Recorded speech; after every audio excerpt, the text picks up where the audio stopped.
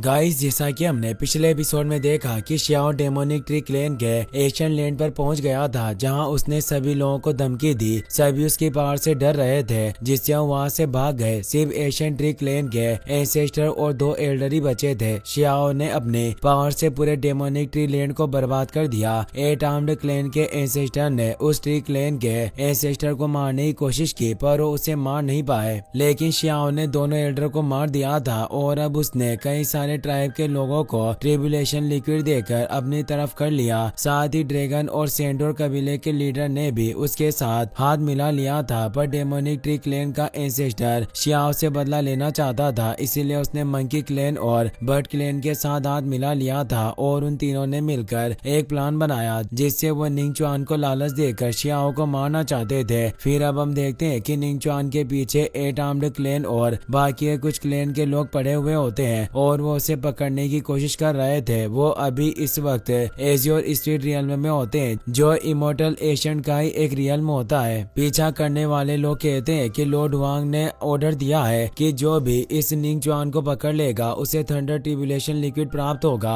निंगचुआन soul island के पास से ही गुजर रहा होता है, जिसे देख सभी लोग कहते हैं कि ये 6 क्राउन चैंपियन है, जिसे अपराजित कहा जाता है। पर फिर भी वांग ने इसे आसानी से ऐसी दयनीय सिचुएशन में डाल दिया कि इसे अपनी जान बचाकर भागना पड़ रहा है। निंगचुआन मुस्कुराते हुए कहता है कि वांग एशियन इमोर्टल के लोगों की मदद से इतना अहंकारी बन गया है, वरना उसकी मेरे सामने कोई औकात नहीं थी। लेकिन तभी आगे एक वॉइड क्रैक क्रिएट होने लगता है और उस पोर्टल से शियाओ डार्क क्लाउड लीडर और अर्थ आर्म्ड क्लेन के एंसेस्टर के साथ बाहर निकल आता है। शियाओ निंगचुआन से कहता है कि मैंने तुम्हारे बारे में बहुत कुछ सुना है। तभी निंगचुआन के ऊपर से एक जायंट पाम अटैक शियाओ पर होने लगता है। यह देखकर सभी लोग सोचते हैं कि निंगचुआन जरूर मदद के लिए एक मास्टर को साथ लेकर आया होगा। कुछ लोग कहते हैं कि जरूर इस निंगचुआन ने शियाओ को बाहर लाने के लिए साजिश रची होगी और इस साजिश में दूसरे सेक्ट के लोग भी होने चाहिए ताकि वो वांग को मार पाए। डार्क क्लाउड सेक्ट लीडर अपने सेलेस्टियल बॉडी को एक्टिवेट कर लेता है, जिसके साथ वो खुद को मर्ज करके उस पाम अटैक को रोक देता है। पर अब आसमान में एक स्पीयर एक्टिवेट होता है, जिससे अब शियाओ पर अटैक होने लगता है। तो 8 आर्म्ड क्लेन के एशियन एंसेस्टर अपनी डिवाइन बॉडी को एक्टिवेट कर लेते हैं और एक पावरफुल अटैक से उस स्पीयर को नष्ट कर देते हैं। उनका ये स्लैश इतना पावरफुल था कि आसपास की चीजें भी टूट चुकी थी। वो बर्ड क्लेन का लीडर मंकी क्लेन के लीडर के साथ वहां गया था, जिन दोनों ने ही ये अटैक किए थे। और उनके साथ डेमोनिक ट्री क्लेन का एंसेस्टर भी होता है, जो कहता है कि मैं जानता था कि तुम दोनों इस वांग को प्रोटेक्ट करने की जरूर कोशिश करोगे। वास्तव में तुमने हम एशियन इमोर्टल के लोगों का अपमान किया है और तुम इस बाहरी व्यक्ति के कुत्ते बन चुके हो जो हर वक्त इसकी पहरेदारी में हो। शियाओ अपने पीछे छिपे हुए 3 और लीडर को फोक से बाहर निकालता है, जो ड्रैगन, सेंटोर और ब्यूटी क्लेन के लीडर होते हैं। वो कहता है कि तुम्हें क्या लगा था कि तुम अपनी इन छोटी चालों से मुझे मूर्ख बना सकते हो। निंगचुआन उन तीनों लीडर को देखकर डर जाता है। सेंट्रो कबीले के लीडर अपनी बोझ से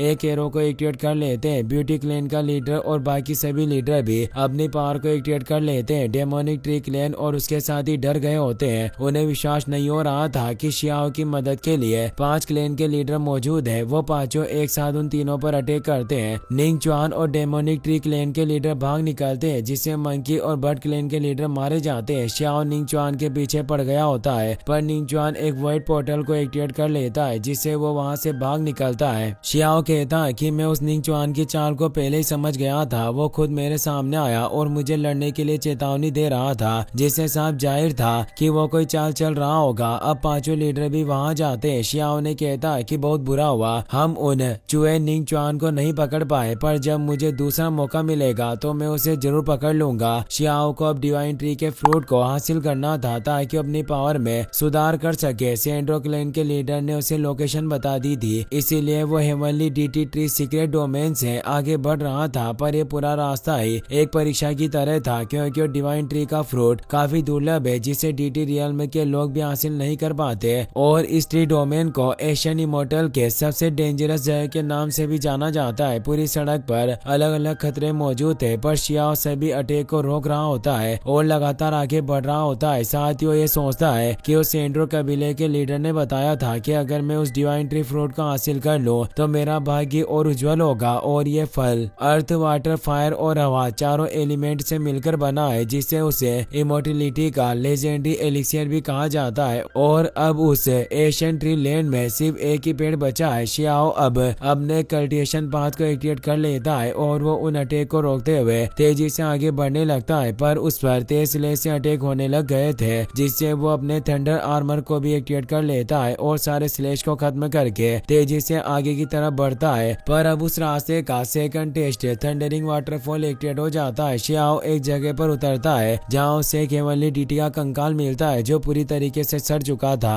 शियाओ समझ जाता है कि हेवनली डीटी भी उस हेवनली फ्रूट की तलाश में आया होगा, पर यह मारा गया। यही वजह है कि उस फ्रूट को पाना काफी मुश्किल है। तभी वहाँ काफी सारी लाइटनिंग नजर आती है जिससे शियाओ पर अटैक होने लगते हैं, पर शियाओ अपने बचाव में कुछ भी नहीं कर पा रहा होता। वो कहता है कि इस थंडर में हेवन ट्रिबुलेशन की भी एनर्जी शामिल है। क्या हो सकता है कि इमॉर्टल एरा के दौरान इस इमॉर्टल एशियन में एक लड़ाई हुई होगी जिसमें हेवन भी नष्ट हो गया और यहाँ पर भी ये ट्रिबुलेशन बिखर गए होंगे, पर मैं इस एनर्जी से नहीं डरता और वो आगे बढ़ना जारी रखता है। अब वो हेवनली डीटी ट्री लैंड के पीक पर पहुंच जाता है। उसे डिवाइन ट्री की आवाज आती है कि यहाँ कौन है जो मेरे इस फॉरबिडन एरिया में घूमने की हिम्मत कर रहा है। वहाँ पर काफी सारी ट्रिबुलेशन लाइटनिंग एक्टिवेट होने लगती है, पर शियाओ कई सारे ट्रिबुलेशन से गुजर रहा होता है जिससे वो एनर्जी उसका कुछ नहीं बिगाड़ पाती और वो कहता है कि मैं इतनी औसत दर्जे की थंडर से कभी नहीं डरूंगा और वो उन्हें दूर कर देता है और बोलता है कि यहाँ कौन है जो इतनी लो लेवल की ट्रिबुलेशन एनर्जी से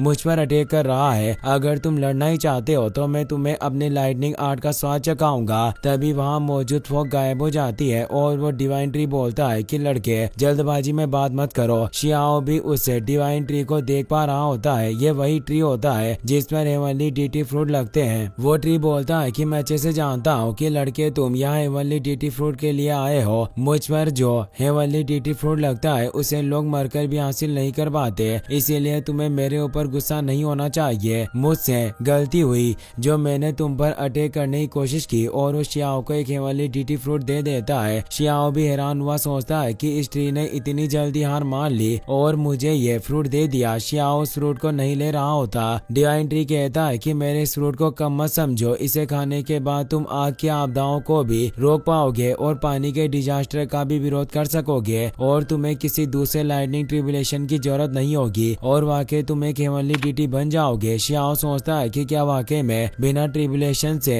गुजरे हेवनली डीटी रियल्म पर पहुंच सकता हूं, पर मुझे नहीं लग रहा कि यह फल मेरे ज्यादा काम आएगा। पर इस पेड़ पर काफी सारे फल लगे हुए हैं, अगर मैं अपने दोस्तों और परिवार के लोगों के लिए और कुछ फल अपने साथ लेकर जा सकूं तो कितना अच्छा होगा। डिवाइन ट्री भी समझ चुका था कि शियाओ उसके और फ्रूट लेना चाहता है, इसीलिए वो उन्हें छिपाने लगता है और कहता है कि लड़के मैं तुम्हें एक फ्रूट से ज्यादा नहीं दे सकता। ऐसा नहीं है कि मैं तुम्हें और फ्रूट नहीं देना चाहता, पर मेरे सभी फ्रूट में से सिर्फ एक ही पका हुआ है, इसीलिए अगर तुमने दूसरे फ्रूट भी खा लिए तो ये बेकार होगा। शियाओ समझ आता है कि ये पेड़ काफी चालाक है, ये इतनी आसानी से मुझे अपने फ्रूट नहीं देगा, इसीलिए नाटक कर रहा है। पर मैं भी नाटक करने के मामले में उस्ताद हूँ, देखता हूँ कि ये मेरे सामने कैसे स्मार्ट बन सकता है। और वहाँ से जाते हुए कहता है कि सीनियर मैं तो आपकी भलाई चाहता था क्योंकि आप खतरे में हो। शायद सीनियर आपको पता ना हो पर बाहरी दुनिया में अराजकता फैली हुई है, एक के बाद एक इमॉर्टल एशियन के सभी रियल्म फटने वाले हैं और तब आपका ये ट्री लैंड भी नहीं बचेगा। वो डिवाइन ट्री परेशान होता है और कहता है कि वास्तव में बाहर हो क्या रहा है। शियाओ कहता है कि बाहरी दुनिया में एक बहुत बड़ी दरार पड़ गई है जिससे ये एशियन इमॉर्टल बाहरी दुनिया से जुड़ जाएगा, जिससे अगर बाहरी लोगों ने तुम्हारे इस रियल्म पर अटैक किया तो वो आपके सभी फलों के साथ तुम्हें भी एनर्जी के रूप में रिफाइन करने की कोशिश करेंगे और आपको काट दिया जाएगा। वो डिवाइन ट्री काफी डर जाता है और कहता है कि यंग फ्रेंड मैं तुम्हें गलत समझ रहा था, पर तुम तो मेरी भलाई चाहते हो। क्या तुम्हारे पास मुझे बचाने का कोई तरीका है? मैं कभी भी तुम्हारे इस उपकार को नहीं भूलूंगा और जब भी मेरे फल पकेंगे तो मैं सबसे पहले उन्हें तुम्हें दूंगा